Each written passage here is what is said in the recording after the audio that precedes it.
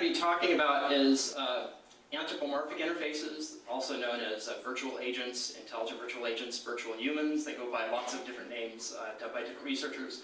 Some inappropriately refer to them as avatars, but I'm talking about autonomous systems, not remotely controlled agents.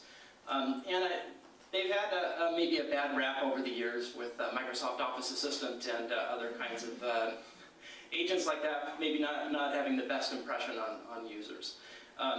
But for the last decade, we've found particular areas in which this kind of interface works particularly well with certain groups of individuals, certain groups of users, for certain kinds of applications. And that's what I'm going to focus on today.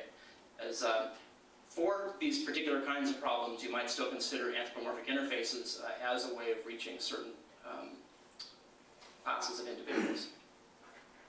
So briefly, what we do in our lab is we go out and study face-to-face counseling conversations.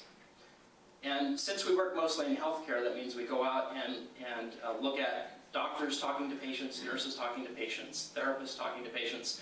And at the start of a project, we'll often go out and videotape brief counseling conversations around a particular health behavior, around a particular health condition. And what we're trying to do is to understand all the verbal and nonverbal behavior that goes on in these brief interactions. So we're trying to understand what's the information that the doctor is asking of the patient, what are they asking the patient to do. We're also interested in a lot of the social dimensions of the language use. So what's the language that's used to build trust and rapport with the patient? Something called therapeutic alliance, which is the patient's belief in the provider and helping them get better. That's been shown across a lot of studies to lead to improvements in patient satisfaction, adherence, and outcomes. In the nonverbal channel, we're interested in looking at things like hand gestures for conveying additional meaning for patients, use of gaze for turn-taking cues, body posture shifts for signaling topic boundaries, facial displays of compassion and empathy for building this trust and therapeutic alliance. Our basic approach has been we want to simulate these kinds of interactions with as much fidelity as possible. And so if we're going to have the computer do facial displays of compassion, we have to give it a face. If we're going to have to do hand gestures, we have to give it hands. And so the systems we build end up looking like this. This is a virtual discharge nurse that we built with Boston Medical Center a few years ago. Before a patient gets sent home from the hospital, we wheel the system up bedside, and it spends about half an hour with them reviewing their discharge instructions. So we basically hand the patient their discharge instructions, and this virtual agent walks them through their follow-up appointments, medications they need to take, self-care procedures, anything else they need to do to take care of themselves. The way I'll show you a demonstration in just a moment, the character talks using synthetic speech. That's because everything it says is dynamically generated based on the patient's medical record and discourse context.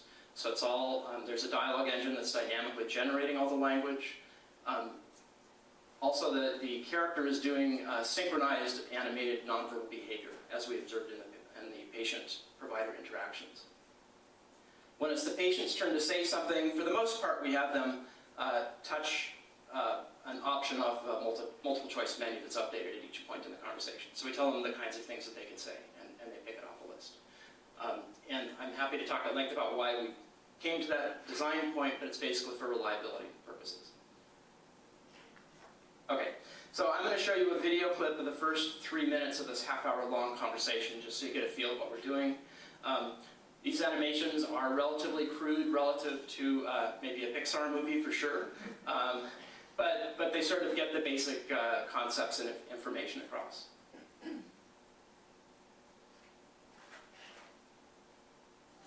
Good afternoon.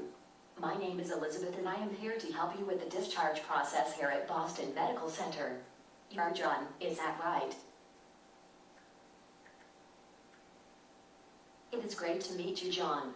As you might have noticed, hospitals are very busy places. My job is to make sure that before you leave, you feel that you have been given all the information you need to help make the transition from here to your home as smooth as possible. So, are you a Red Sox fan? That is awesome. I I would really like to see a game someday, but they don't allow computers at Fenway Park. Anyway, so, how are you doing today?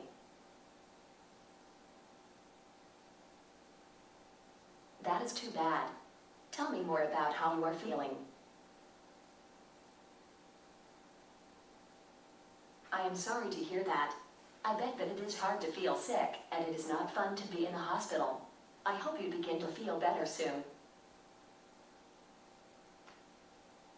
I will now be going over some information with you. It looks like you are going to be leaving the hospital soon. I know you must be looking forward to leaving the hospital, but before you go, I want to review some information with you. This is a care plan that we created just for you. Remember to bring this booklet with you to all of your doctor's appointments. On the front, it has your name. And this is the day we are hoping you will leave the hospital. Okay, so we'll come back and talk about the virtual nurse in a few moments.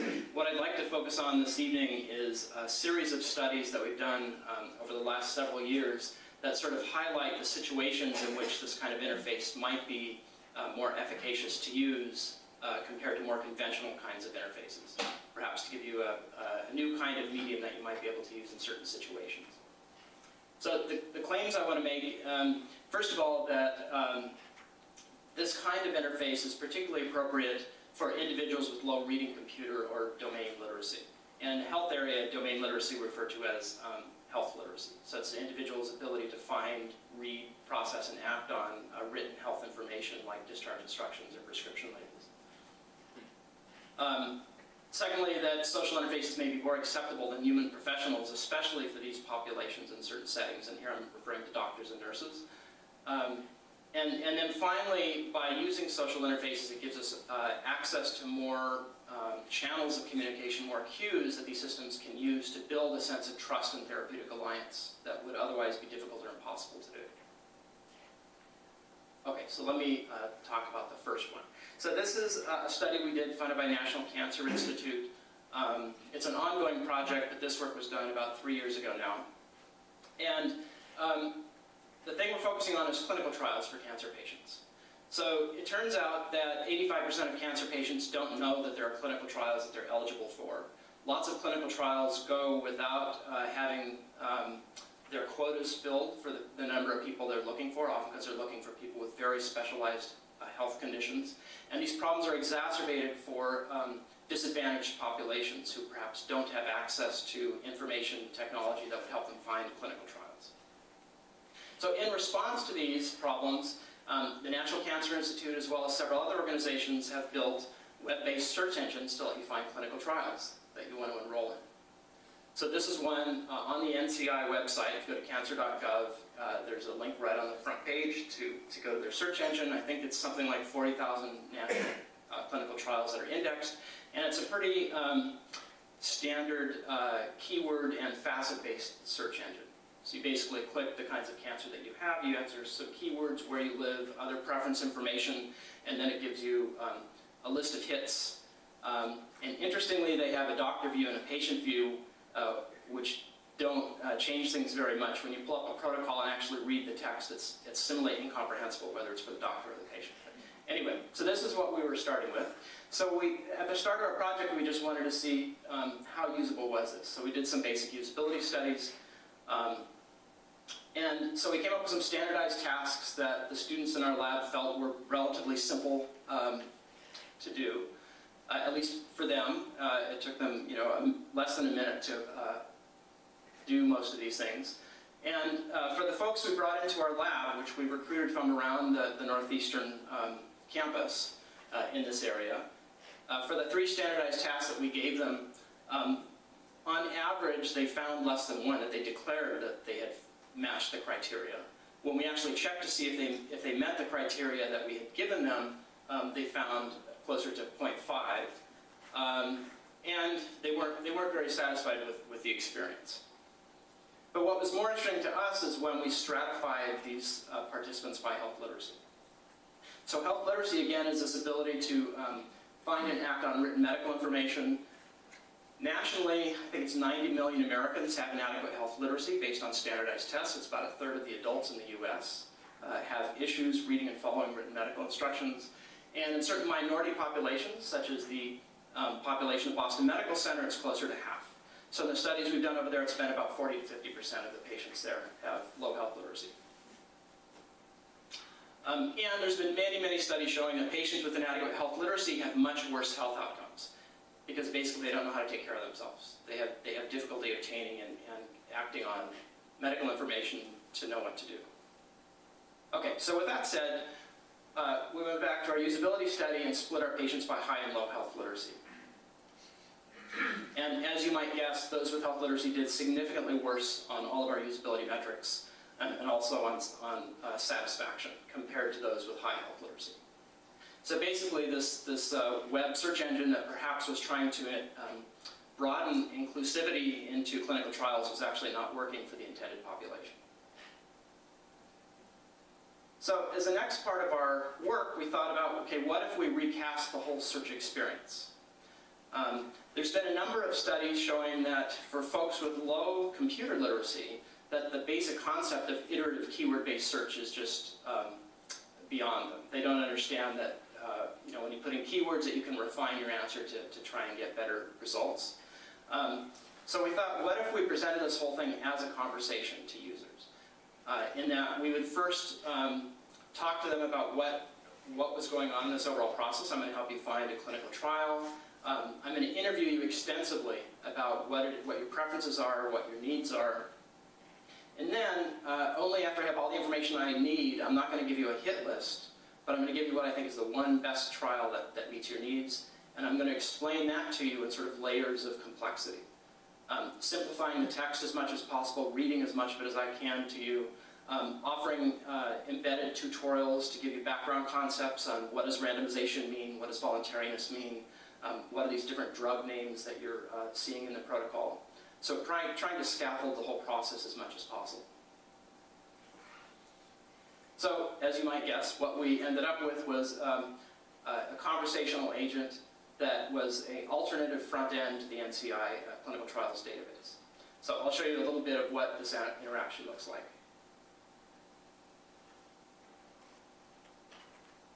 Hi, Dina. Great to chat with you.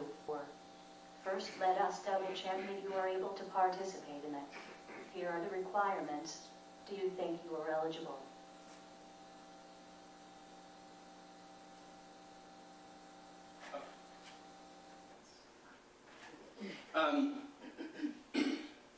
So we did a study, an evaluation study, to see how this compared head-to-head with the original NCI web-based search engine. So we were doing a collaboration with Virginia Commonwealth University, so we recruited some cancer patients from there who had already been screened for health literacy. And we gave them two tasks. The first one was find a clinical trial that you might be interested in participating in. And then the second task was we gave them a standardized task so we could see how well everyone performed on the same criteria. And then had a number of the standard outcome measures. We had 87 participants, and 26% of them were low health literacy. So they were randomized between either using the NCI search engine or a conversational search engine for the same underlying database.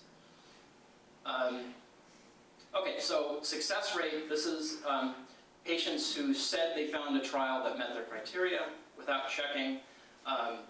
And the trends were greater for the agent versus the NCI web-based agent, although those weren't significant. It was significant, though, that low health literacy patients across the board found significantly fewer trials. So that's if they said they found something that met their criteria. On the task 2, where we knew what they should be looking for, we could actually check to see if the trial they found was correct. And when we took that into account, then there was a significant effect for the modality and for literacy, such that low health literacy patients using the NCI engine basically failed to find pretty much any correct trials. If they were using the conversational interface, then they at least found trials in about a third of the time. If we asked about satisfaction, this is on the first task where we said find a trial that you're interested in participating in, and we asked them how satisfied are you with that trial. We did see significantly greater satisfaction for the one they found with a conversational interface compared to the one that they found with the NCI across the board. So this is kind of interesting. The time it takes to use the interface, of course, is longer with the conversational agent. For one thing, it's giving you lots of social chat and a little tutorial and narrative at the beginning. Everything's sort of linear. It's walking you through the whole process, and it's speaking. It takes much longer to listen to things being spoken than to read. So of course we see that the agent's taking significantly longer in clock time on both tasks. But when we asked participants how long they felt it took, okay, did you feel that the time was appropriate, they actually said that the agent felt like it was taking significantly less time compared to those using the NCI search engine. Okay, so perceived time was less. Okay, satisfaction across the board. Everybody was more satisfied with the conversational agent compared to the NCI engine. Satisfaction, how happy they felt at the end of the process, and they were significantly less frustrated at the end of the search process, regardless of literacy level.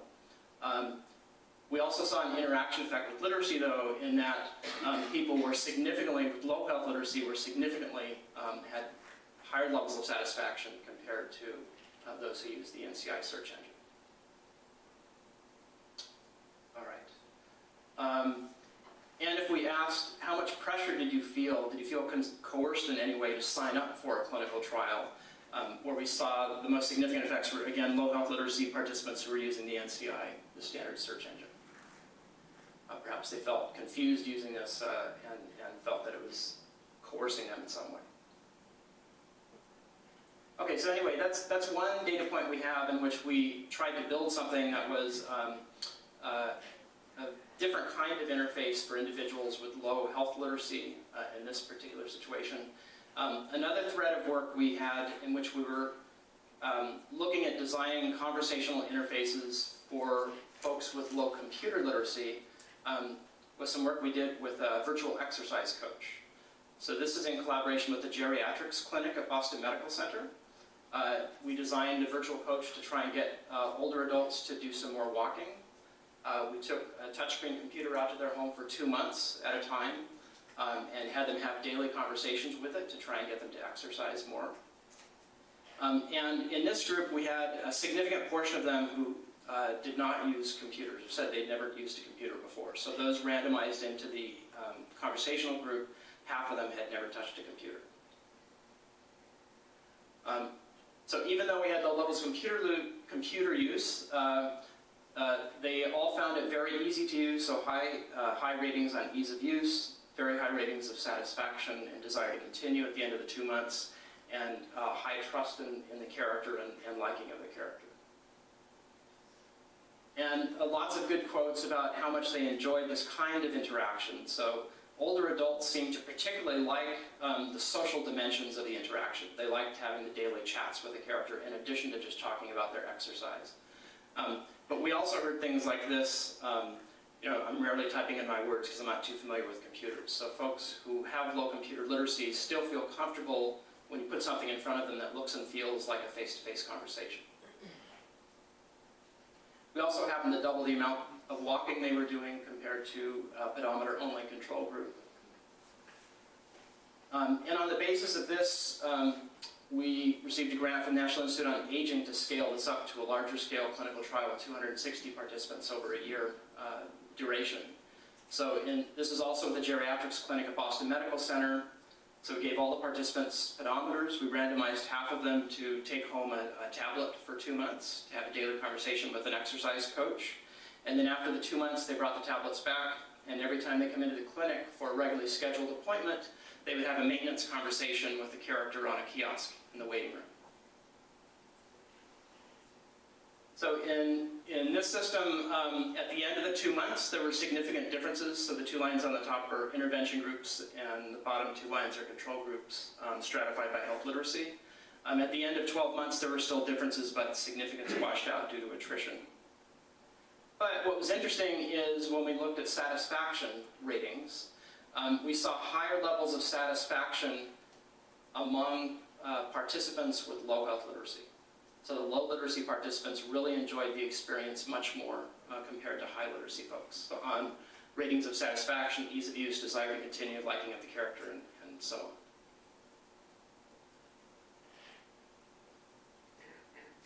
on. Okay, so a second claim I wanted to make was the social interfaces may be more acceptable than human professionals in some domains. So if I go back to the virtual discharge nurse, we ran a clinical trial with 764 patients at Boston Medical Center. Half of them were discharged by a virtual nurse, half of them through standard of care with a human nurse. And one of the things we did after every discharge session was ask patients, those who talked to the agent, would you have rather received your discharge instructions from the human doctors or nurses in the hospital? And actually only a minority of them, 24%, said they would have rather received their information from a doctor or nurse. Right, so most of them were ambivalent, but 36% of them actually preferred the agent over their doctors or nurses. And when we asked them why, they said it's because they feel less pressured. They felt that they could take all the time they needed to get their questions answered, get the information that they needed. They didn't feel talked down to by the character that the way their doctors might. They didn't feel rushed. So again, at Boston Medical Center, we have about a 50% low health literacy rate. So that might be part of this. So a final claim I want to make is that by using this kind of conversational social interface, that it gives us access to more channels of communication that lets us do things like build trust, which is especially important for long-term interactions.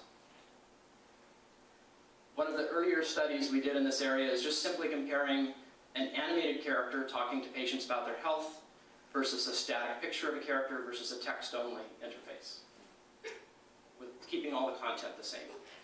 So we had people come in this case it happened to be on a handheld computer. They had a 10-minute long health counseling conversation with animated character with sound or without sound, text only, or a static image. And basically what we found is on these standardized measures of therapeutic alliance, which is essentially trust, that they scored significantly higher with the animated characters. So this is just having animation resulted in higher ratings of trust, higher ratings of feeling the character cared about them. But in most of our systems, we don't just rely on animation, but we try to incorporate a number of other techniques for active trust building with patients. And some of these things would be almost impossible to do using other kinds of media. So for example, empathic feedback involves not only verbal language, but speech intonation, closer proximity, gazing directly at the patient, facial display of compassion. So humans use a wide range of verbal and nonverbal cues when they're doing this kind of thing. There's also nonverbal immediacy behavior, which is showing more attentiveness to the patient. That's difficult to do if you just had a text-based interface. And of course, there's all these other language-based techniques, which perhaps are just inappropriate if you're doing them in text. So things like social chat or appropriate politeness might come off insincere if you were doing it in some other medium. One of the earliest evaluation studies that we did on this was with a virtual coach, in which we had one version of the coach that just gave a health intervention based on theories of behavior change. So asking people to set goals, following up, providing positive reinforcement, and so on. And then another version of the agent that did all of that, plus all of these relationship building techniques to see if it made a difference. And again, on these standardized measures of therapeutic alliance at the end of a week and at the end of a month, we saw significant increases on this measure of trust in the character when it used these relationship building skills.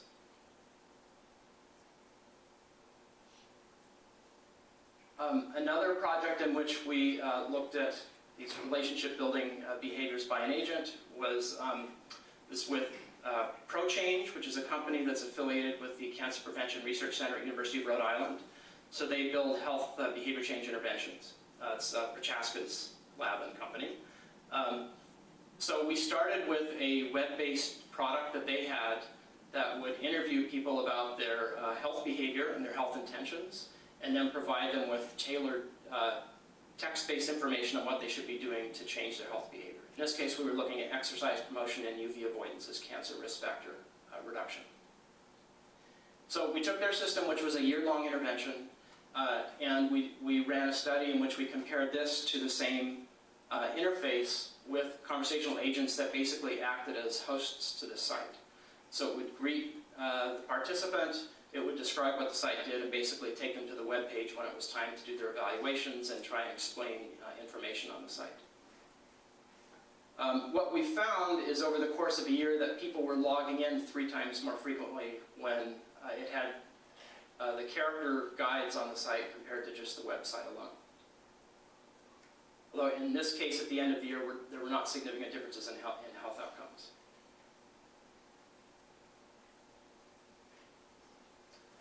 And then a final area in which we've looked at manipulating these relationship building skills is not in health at all. One of our projects we did with the Boston Museum of Science, this was an exhibit we had running there for 3 years called Tinker, which was a virtual tour guide. So if you went into the entrance to Connor's computer place, there was a 8-foot tall projection screen, and we had Tinker there that would describe exhibits in the area, could give you directions around the museum, and so on. Okay. So it was up for about 3 years, and I think we had about 170,000 people who interacted with it during that time.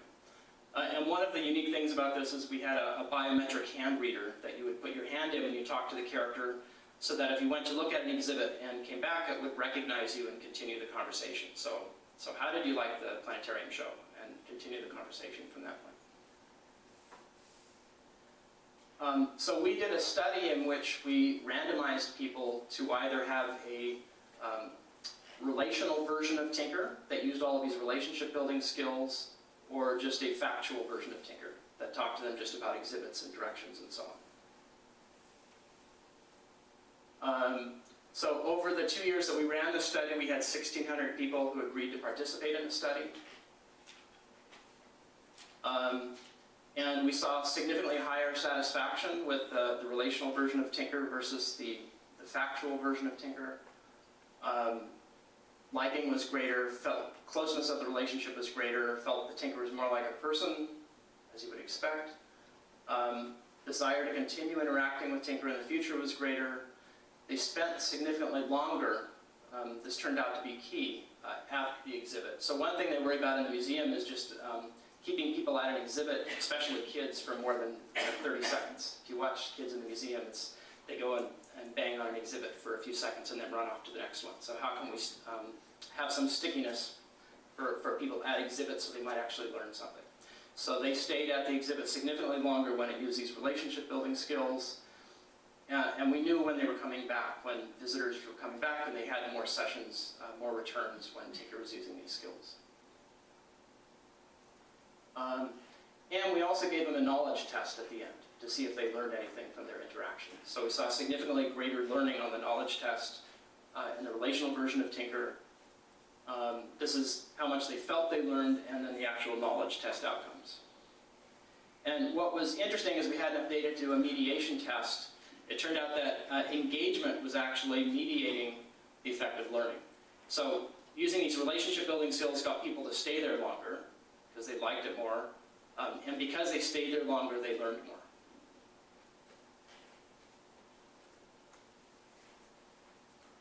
Another aspect of relational behavior we've looked at manipulating is how human do we present these characters.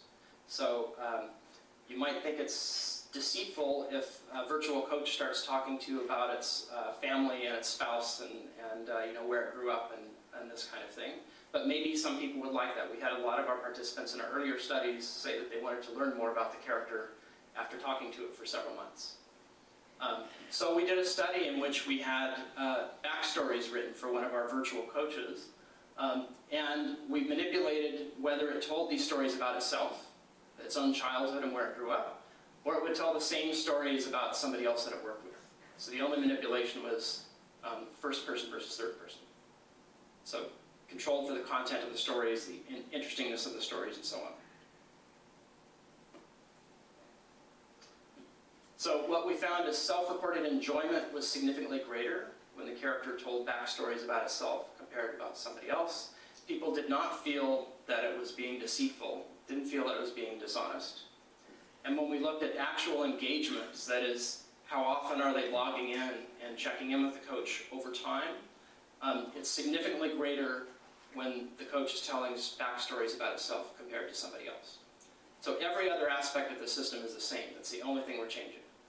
So people got more involved, more engaged in the character when it was presenting itself as a person with a narrative than if it was telling the same stories about somebody else.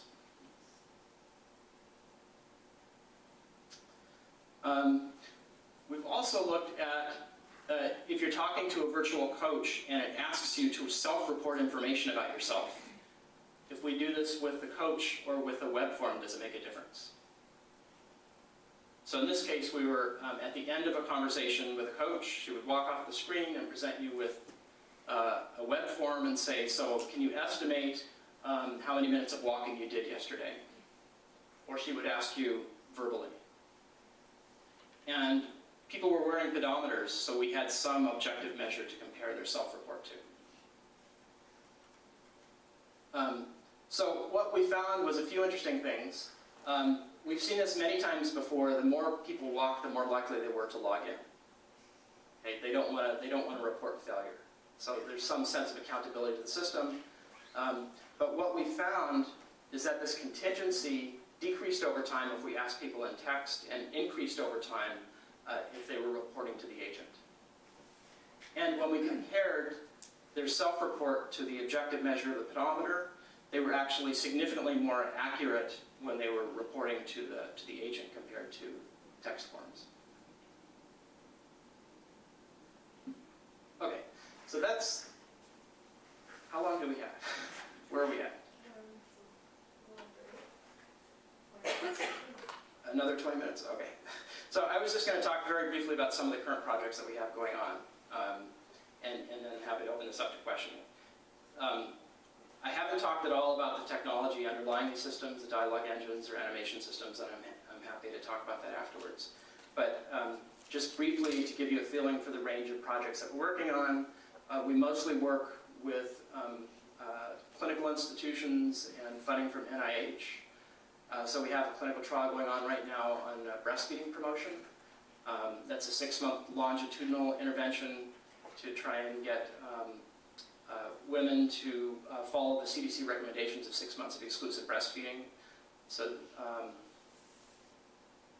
we intervene 3rd trimester at a single point contact in the obstetrician's office, and then in the hospital and maternity ward right after delivery to give breastfeeding 101 instructions, and then for 6 months over the web after patients go home to try and maintain adherence. With another group at Boston Medical Center Family Medicine, we're working on preconception care systems. So this is to get women as healthy as possible before they conceive. So this screens women on 108 health risks, and then works with them over a year period of time to try and address their risks to get as healthy as possible. I talked about any of these for a long time, but with the Veterans Administration here in Jamaica Plain, we're doing outpatient screening and brief counseling on alcohol abuse, which Shuo can tell you all about. What's the behavior you're trying to affect? Alcohol? Yeah. A decrease in use, or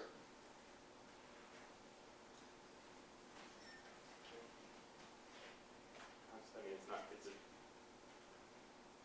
So some of the behavior change seems to be impacted because you're providing skills and knowledge. And some of the behavior change seems to be impacted because you're mirroring back to somebody what they're doing, and that has a sort of a built-in cycle of accountability. Yeah. So it seems like that would be the latter in this case. That it is. So we start off telling you what are the norms for consumption at your age and your gender in the U.S. and how far out of line you are and what the impacts of that might be on you financially and health-wise.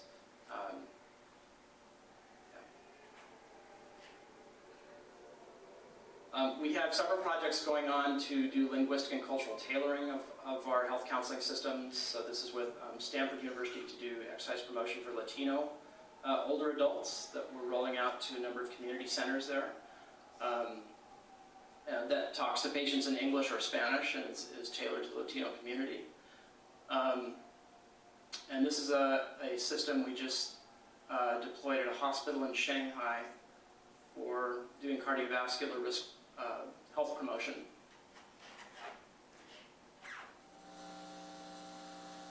我明白这个情况会给您造成困扰。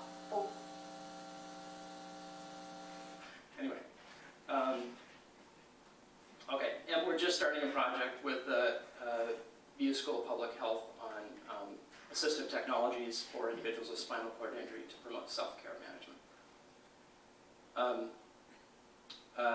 Family history taking for genetics risk assessment and counseling. And then I talked a little bit about this project for cancer patients and helping them find clinical trials. The other two parts of this that we're working on now are explaining clinical trial protocols to patients. So once they decide they're actually going to sign up for a clinical trial, to walk through the informed consent document and explain all the aspects of that to patients. And then once they're enrolled in a trial, to have a handheld device that they take home with them to help them through the study protocol, screen them for adverse events, and facilitate communication with their providers. We've also done a little bit of work with gaze tracking to see, can we automatically assess health literacy as we watch an individual read a document, and can we proactively offer assistance with a document based on health gaze patterns. And then, I think this is the last one, is a non-health area. So I don't know how many talks like this you've heard that you think, gee, if only I could build a robot to give that talk for me, you know? So we built a co-presenter agent that sort of collaborates with an oral presenter in presentation, particularly for scientific presentations. Okay, so I think I'll leave it there. So hopefully I've convinced you that maybe there's some role still for anthropomorphic interfaces in our HCI toolbox. And I want to acknowledge the rest of my students and staff in my lab, and there's our website if you want to find more information. Question? Yes? I'm not in the health field area, and the first question that occurs to me is, have you all done any studies to figure out how much of your findings are transferable outside the healthcare domain? For example, in education, to various groups, or you use the example, I'm thinking of English language as a foreign language, you know, people that are trying to adapt to the United States from another country, other areas. Yeah, I think individuals who speak English as a second language and especially are trying to learn our culture, this may be a particularly effective tool for them to present them with something they're familiar with. So no, I haven't done that kind of study. The closest one is the Tinker exhibit that I showed, which is sort of in an education domain, to see that, to show that both the conversational interface and these relationship building strategies might carry over to an educational context. Do you believe they would transfer? Yes, I don't know why not. Oh. So in terms of accessing, I was interested in the backstory piece, in terms of accessing a larger knowledge of culture and sort of current events going on. I know that IBM has made their Watson available sort of as a service. I didn't know if you or your group had given any thought to accessing that. No. So we're very careful in the doctors I work with. We never do diagnosis. We do screening, referral, education, you know, and some very limited kinds of recommendations, but we would never trust a machine to diagnose it without a human looking over its shoulder to double check it. Well, I wasn't thinking about diagnosis. I'm just thinking in terms of accessing, like, you know, if you're talking about the Red Sox, then maybe if it's... Oh, for social chat? Yeah, for social chat. Oh, that's going to be Christina's research area. No, so we're very interested in, yes, can we use procedural generation to scrape information off the web, for example, and then weave some social chat around that to keep people engaged. Keep it current. Keep it current. I think that's a really important, interesting area of research, yeah. Yeah? I'm curious, like, have you experimented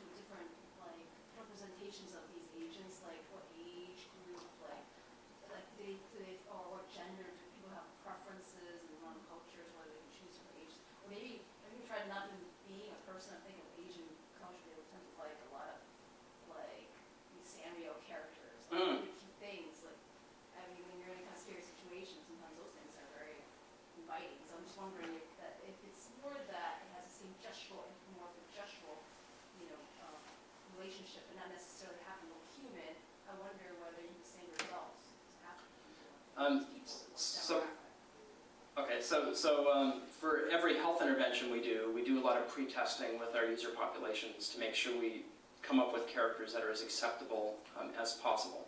We've only done a couple of studies in which we sort of manipulated features of the character to see how it works. So in the virtual nurse study, we looked at a racial concordance manipulation. So we had an African American and a Caucasian agent, and then see if that matched the individual's race, if that made a difference. And interestingly, that manipulation didn't work, but the individual's perceptions of their similarity to the character was a major driver of satisfaction. But another dimension that we've looked at is I think what you're talking about, which is sort of the realism of the character. So we looked at having a very cartoony character, like the breastfeeding one I showed you with the big head, big eyes, and also tune-shaded versus sort of more naturalistic rendering style. And what we crossed that with how serious was the task domain. Were you doing social chat or talking about cancer? And we found the more serious the topic, the more human and realistic participants wanted to see it. That they don't want to be talking about a serious health concern with Bonsai Buddy. You know. Yeah. I have lots of questions. One of the things I'd be interested in is around initiative. For the agents that people interacted with on an ongoing basis, who had the initiative? Was it the patient or was it the agent? Was it both of them? Can you say? So on a dialogue adjacency pair basis, the agent always has the initiative in our systems. It drives dialogue. But we do, in many of our systems, especially where there's a lot of content or topics to talk about, we'll let the patient sort of pick what things they want to discuss off a list of possibilities to sort of guide things at a strategic level, or to opt out of certain types of conversation.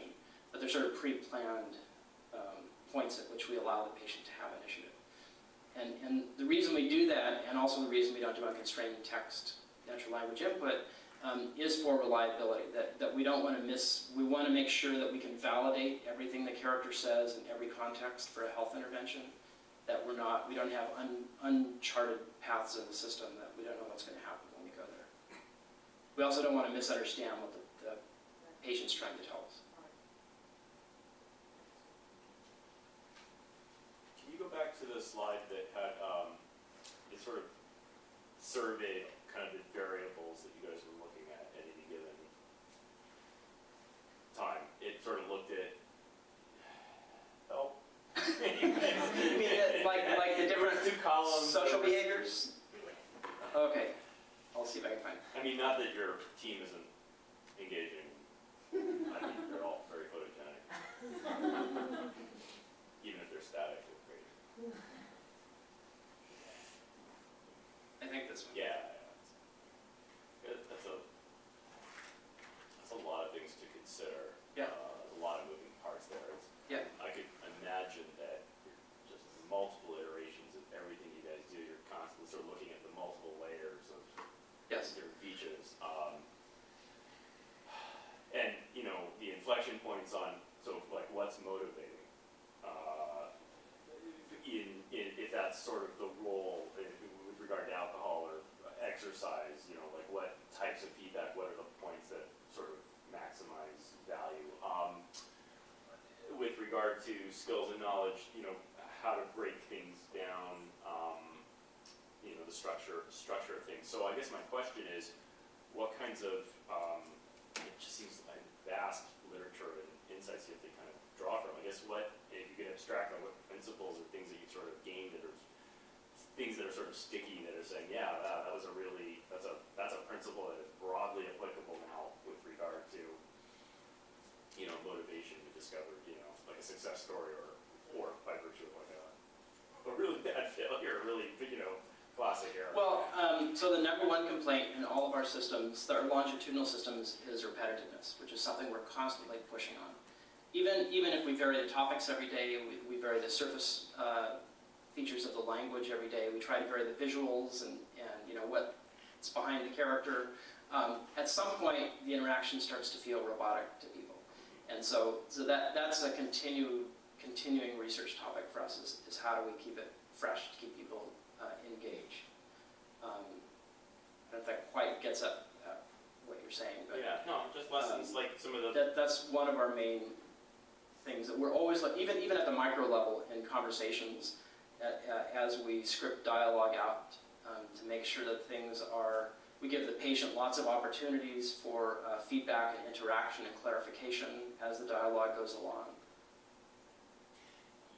I mean, what's sticking for me, and maybe this other people have this experience, is you know, when I design online learning programs and such, and I just have to admit, I mean, I have such a, as much as I think I'm thinking about my audience, the assumptions that I have about avatars or interactions or these models or whatever it is, I'm projecting my own assumption. My assumption is, just give me the, you know, distill the information, make it crisp, you know, active voice, and just do not drag it out by giving me some sort of mediated through some sort of character. So this is remarkable. This is a population that is so, I think, underserved or we don't really pay attention to them because the people we who are designing these content are by and large literate. Yes. So it's kind of remarkable, I guess. I guess at the same time, when you do these randomized studies and you are dealing with literate people, you must get an earful from people who are literate saying, please don't make the inverse. Oh, exactly. So we've tried this for training nurses. Right. You might get killed. Yeah. Yeah. Wow. So I had a question. You did some studies where you tried to see whether people actually did learn from the what you were trying to teach them. Do you have any like checkpoints? So you don't want someone to leave the hospital and not understand their Yes. medication. Yes. So you can't just say I understand. That's right. Having That's right. test. So it's part of communication with low literacy patients is to do teach back. So what you're supposed to do is stop periodically or at the end of your description and say, okay, what did I just tell you? And then have them explain it to you. We can't do that because it requires open-ended understanding. But what we try to do is identify key points where we think they should understand something and then do closed-ended comprehension checks. So how many pills are you supposed to take tomorrow? When is your appointment with Dr. Smith? You know, and give them a list of choices and you know, make sure they get it right. And in the case of the virtual nurse, if they didn't get it right, we would review it again and ask them another question. If they still don't get it, we had a report we would print out for the human nurse to come in and follow up with them. Two questions. One, when you were going through that cancer trial, you were talking about the low literacy. There was some point where you stopped and you asked the patient to review a massive amount of information to see, you know, this for you. If they're low literacy, how did they find that review, or how accurately were they able to review that information? That's a good question. I don't know that, to be honest, I don't think we sat down with them and reviewed that part. We did that because we were unable, there were like no standards of form for those protocols in the database. It was just garbage text. And we tried to do some text processing to see if we could automatically understand, like, you know, what the age restrictions and eligibility criteria were, and finally said, you know, there are certain things in the database we can match on, but then at the end of the day, all I can do is say, here, do you think you're eligible for this? We couldn't do anything else. So, but I know we didn't actually follow up with patients to see how they did. And then number two, when you're in the hospital in that discharge or in any scenario, what happens, one, if the user or the patient has a question that isn't an option provided on the screen? So what if I just hit a point of confusion where it's sort of need that help or emergency, you know, get me out here to a real person? So those are two different things. Yeah. The first, we try to identify points where we think the patients might need more information. So like at the end of a section of the discharge plan or something like that, and one of the options is, I would like more information from my nurse. And then we print out this report for the nurse afterwards that has her come in and follow up. We don't have a big red e-stop button on every page that says help. So we didn't try that. But so what if a patient gets stuck or just hits that barrier of, I'm getting really lost even though they're breaking it down for me because I have all these questions that just aren't hit upon? That's a good question. My guess is they would probably continue along with the conversation and hopefully re-engage it at some point. But if you think about what happens with the nurse, you know, providers spend an average of 8 minutes with a patient at discharge. So it's like, here's your papers, blah, blah, blah, blah, blah, blah, blah, blah, blah, blah, blah. Got it? So I hope we're doing better than that, but but there's certainly more of the work that we could do. Yeah. You mentioned high literacy population, and this seems to be working very well for low literacy. If you wanted to train, let's say, the nurses in order to give better care, to actually train them, what could you hold on to, and what do you think are the biggest needs to adapt your system, to change your system? Well, the main thing with nurses and maybe other professionals is they don't have time, right? You need to condense things. So synthetic speech is just out the window. You know, linear narrative is out the window. They want to be able to get to the 2 or 3 bits of new information they need to learn, and then be done with it.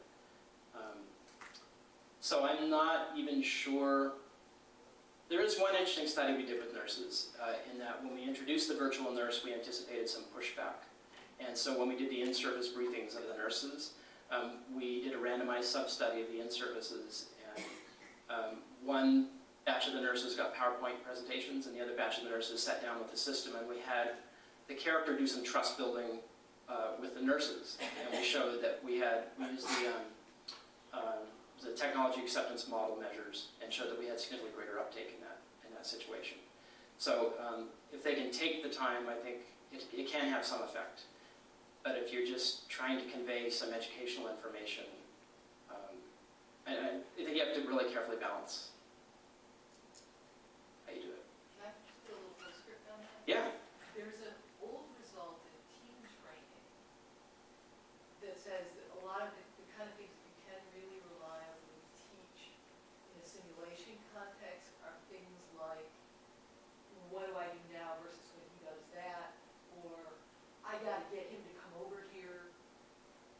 So they're kind of coordination and soft skills things that you can teach in a simulation environment and get, educational outcomes that are measurable. Okay. So. Well, thank you. So if we had this walk them through some sort of simulation, then Yeah. they might be more accepting of it. So if you're like, okay, we got to teach the procedure for administering the blah blah, and 2 people have to do it together. You hold the hand and I like bandage. Mm-hmm. Okay. Now you do this, now I do that. Oh, he just called for something. I better give it to him, or I called for something, they better give it to me. Yeah. So coordination. Okay. tasks. Hi, I just want to say that this is some great user research that your team has done with usually underserved populations, and I think it's great to bring voice to the voiceless. Many times we don't design for people with low literacy levels, so this is great. Question that I have is, was there any study done between the level of engagement between the participants and the types of devices they use to interact with the agent? So versus being in the hospital with the desktop screen with the monitor, and being at home with a tablet, or if they had access to a smartphone to interact with the agent as well.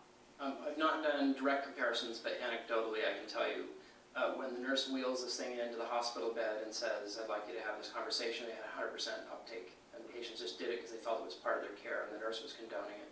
When we send patients home with something and we say, I'd like you to have a daily conversation with this for the next year, you see usage go like this.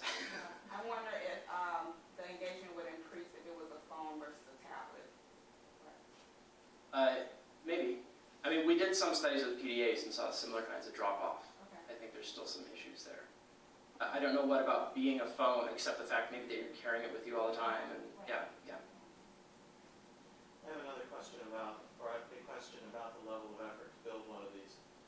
When you think of, at a very high level, the factors that go into the effort to build a system, is it your engines? You talked about some of the technology engines that are behind the system. Is it in the graphics? Is it in the script writing? Is it in understanding the domain to figure out what's important to synthesize it? Your effort go? And what's the size of for a half-hour dialogue? Order of magnitude, what kind of effort does it take? So you know what our typical project is, we'll have clinical collaborators and often behavioral scientists that we're working with, and so they bring the expertise to the table. And it's a collaboration mostly to work out the dialogue content, dialogue scripts is what we spend probably 80% of our time on. I mean, they often come at us with things like, you know, we want to basically say, you know, there's long paragraphs of content to the patient. We come back and tell them, no, dialogue doesn't work that way. You know, this is the way you need to make things sound conversational and understandable, particularly to low literacy patients. So there's sort of a lot of give and take in working out what the dialogue scripts are. For a half-hour long conversation with minimal branching, I mean, to actually author it and, I don't know, well, yeah, test it's a whole other thing. You know, for something like that might be a 6-month effort. One person, 6 months? Well, that would be 10 people for 6 months? not 10 people, 3 people for 6 months. Working on lots of other projects too. Yes. So I know we haven't talked very much about the technology behind it, but I can't help but wonder, so how are they actually being delivered? So you said sending home with a touchscreen computer. Is this connecting with the internet somehow, or is this hosted completely on the computer? What's the situation with that? Because if you're serving a group that has really low computer usage, I'm assuming they do not have a great internet connection at home. That's right. So we've done it both ways. Okay.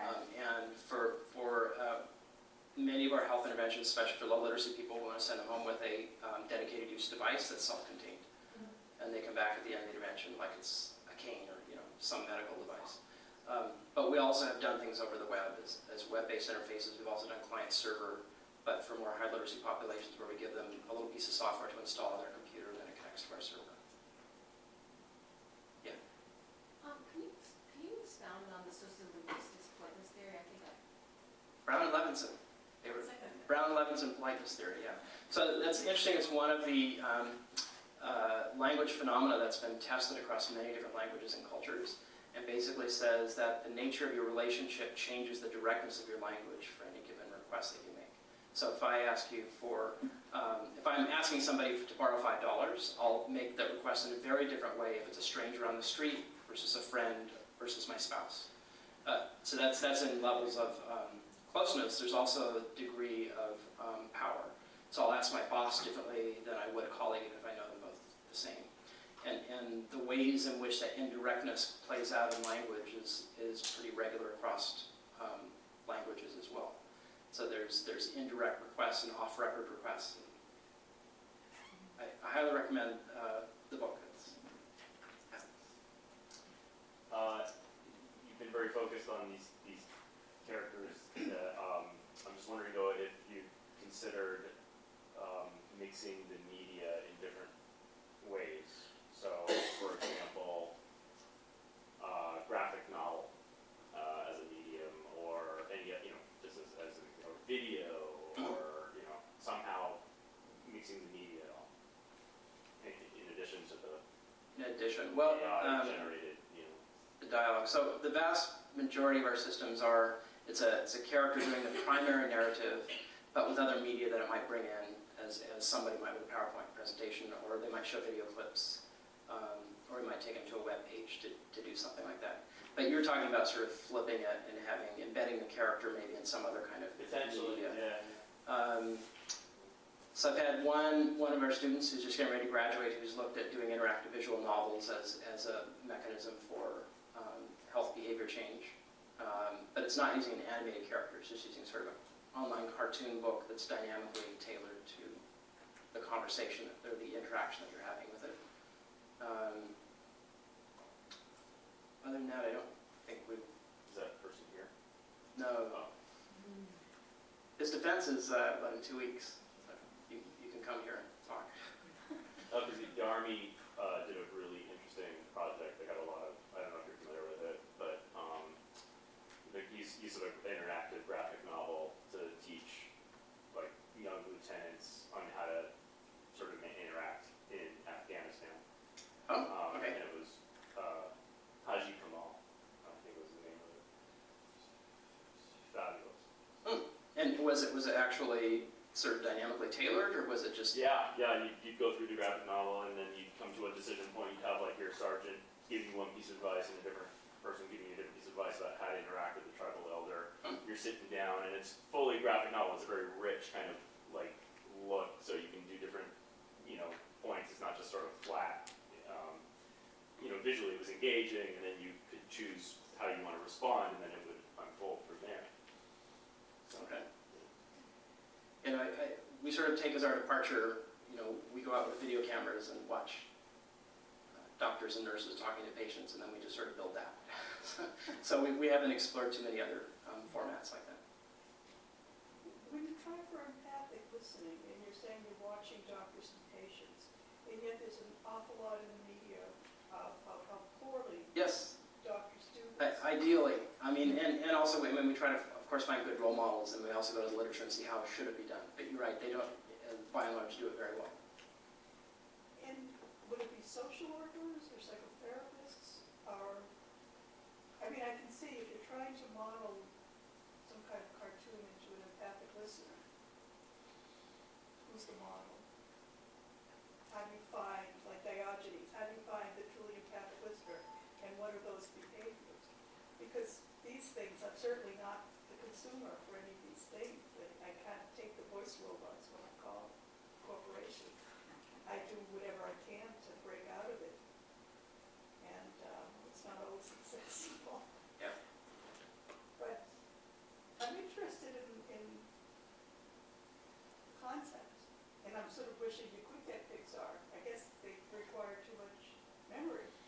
Because some Too much of these money. things- If not Pixar, the tools. Mm-hmm. Because so much is so available. Everything is like more gigabytes, but why not if that's more cheaply available? To make them look more human. Some of these things with that first character looking at this and that, and looking at the back of the card the person just chose. These things kind of, I'm not the right person. Can I throw in a couple of postscripts on that? I'm sorry? Can I throw Sure. a couple things in there? One is, you've got access to the film school, right? You've got access to all people down the wall there. But the other thing is the uncanny valley. Yeah. So that you, Uncanny Valley. So it's, do you want to- so it's, as you make characters more and more photorealistic and more human-like, the engagement and liking of them goes up to some point. But then when you get very, very close, people start getting extremely sensitive to minor flaws. And all of a sudden they look like zombies. They are very off-putting. And so our solution, and one of our solutions, is to just stay far away from that. And we do the 2D tune shaded look so that... so you know it's flawed when you get it going. Because I see it as a zombie anyway. Right. I see like how you try to manipulate. She's not alone. That's the first thing, and I would consider it one of the stages of hell if I hadn't really interacted with one of these things. Somebody made me, like you couldn't get out of this hospital until you interacted with this thing. That's sort of the Twilight Zone to me. She's a bit more politic than I would be.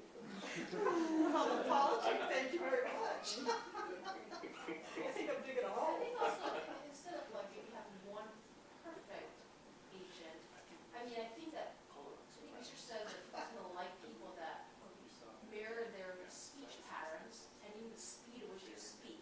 So if the agent actually learns their behavior, knows what kind of what level of formality you speak, or the pacing, the type of phrasing, if you repeated that, it might seem more likable. So if you could actually like grow with you, Sure. learn behaviors, and maybe that. Sure, and some of the media equation studies looked at non-personified characters, but matching user and personality traits like introversion, extroversion, they looked at. So that's something else we can try.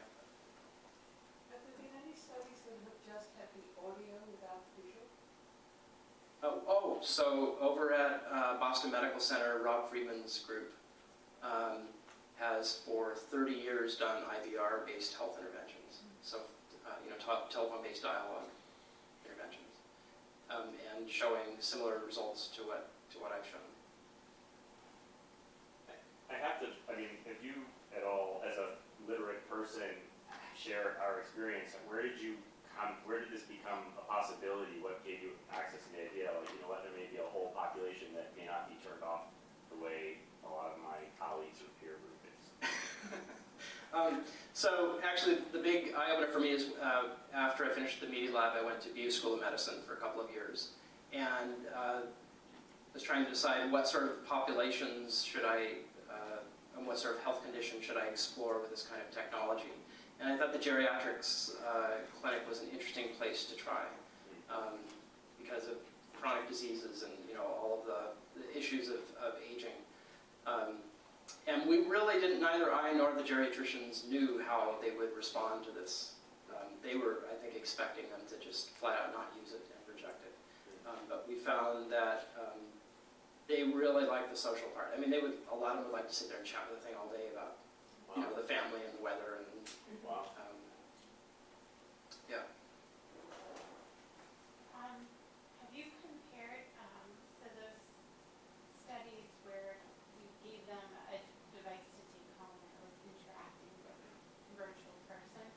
Have you looked at that versus text-based interventions and how likely a patient is going to respond to something text-based where it's sort of like in your face and being pushed towards you, where the device you take home is more when you remember, so it's sort of like more passive almost in a way? No. So several years ago, we did some studies with PDAs and accelerometers to do proactive intervention to see if we had animated character versus text messages. And that study was inconclusive. So I haven't done it using smartphones, for example, as current technology. So, this might seem a little weird, but it's a strategic question. So, isn't there a finite population that is going to be available and interested in using this kind of thing? And are you thinking about it applying to a different group rather than geriatrics that have computer phobia? Finite. So I think at beginning I was saying that there's a third of the adults in the U.S. have low health literacy. So, and there's a lot of folks who speak English as a second language or might have low computer literacy. I mean, I think there's a sizable chunk of the population. And I would just add that my experience with my aging parents and in-laws is that cognitive abilities decline with age. So even if they were literate at a younger age, as you age, you get 70, 80, 90, your literacy goes down. So for ongoing population, it's requiring more, I think, more care in terms of communicating than otherwise. So we are very bright in this room, and we find this to be something we wouldn't want to do, but give me 20 Just wait years. 20 years, yeah. Talking away, chatting, One thing I think is useful to consider, talking about healthcare, is overall, I've read from Atugalante, some of the things that if you actually send out people to the low computer literate and not well-educated individual with diabetes and other things, who doesn't know how to manage a condition, ends up in the emergency room, costs, zillions of dollars. But if you just send like human beings out and they come as health coaches and teachers and things like that, you've done in Africa to fight AIDS, did you take your medication? Or tuberculosis, you need witnesses that you took your medication so that the public health knows things are going according to plan. And redesigning, and this has been done, I think, by Target, redesigning the labels on medicine bottles so that they actually are readable and maybe even make sense and are in the language of vernacular instead of the Latinate of the medical profession, Sure, there are many other things that could be done. Because to make things fit in this really miserable system is a bit like Tantalus rolling the rock uphill. It's just a better system would be easier to communicate. As opposed to, here's your chart with your 45 medications and your different days and the appointment coming up. I mean, that should all be information design in some unified theory, So the discharge instructions that I showed you was designed by some experts in health literacy as part of this project. I mean, prior to this intervention, like the standard discharge instructions is a list of medications on a text printout that are totally disorganized. I saw a grid, and that reminded me of what my late mother got like 10, 15 years ago. Just a grid of the days and the medications and the times. Real fun.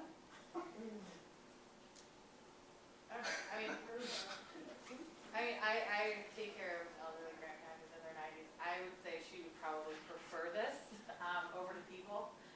But I gotta say, like, do you see this as a way to manage elderly care? Because I could, as you're walking through this, I could see this as a way she could be managing her daily care, like as a reminder to take medications and things like daily routines that she sometimes forgets.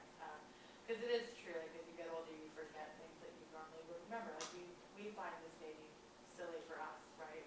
But for her, who was once a really smart woman, now tends to forget simple things. So I could see this being a very helpful thing for her. Do you see that kind of going in that direction? Yeah, we have, we're putting some systems out in the field right now, starting a trial with a project we've done with Candy Sider and Chuck Rich at WPI. That's basically a conversational agent primarily to provide social support to isolated older adults. So it doesn't get deep into the medication taking, but it does provide wellness promotion and exercise promotion, and has a whole range of different kinds of social activities it can engage the elder with. Also initiating Skype calls to family. So we tried to pack in a lot of different activities, and it also has sensors, so it tries to dynamically, proactively engage them and draw them into conversations. Fantastic, very cool. But I'll check back at the end of summer and I'll tell you how it's going. Have you worked with integrating the agent with wearable technologies, like with a Fitband, so that when they need to take a medication, they get some kind of pulse alert? Again, going back a few years ago, we put an agent on a PDA with an external accelerometer. So it's basically this big brick that people had to carry around.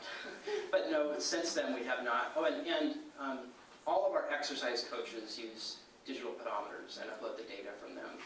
But we haven't done it yet, I think, in the way that you're talking about, which is, basically a smartphone wirelessly communicating with your Fitbit and providing proactive assistance. Okay, I know we're almost done here. What's next in terms of, like, you listed projects you're working on, but like, what's the next, what kind of nut are you looking to crack next? Like, what's kind of a breakthrough question or something that's really gonna blow things up? Like, what are you wrestling with? Well, something Paul and I have been talking about for some time is when we build these systems, we're tired of reinventing the wheel every time. So we're trying to capture the knowledge that goes on in a health counseling conversation in reusable formats and building on ontologies of health behavior change, counseling techniques and principles, so that we can dynamically drive these systems from reusable representation. So we've done a little bit of that, so that when we build these systems, that we're not just scripting it all from scratch every time. So that's one area of focus.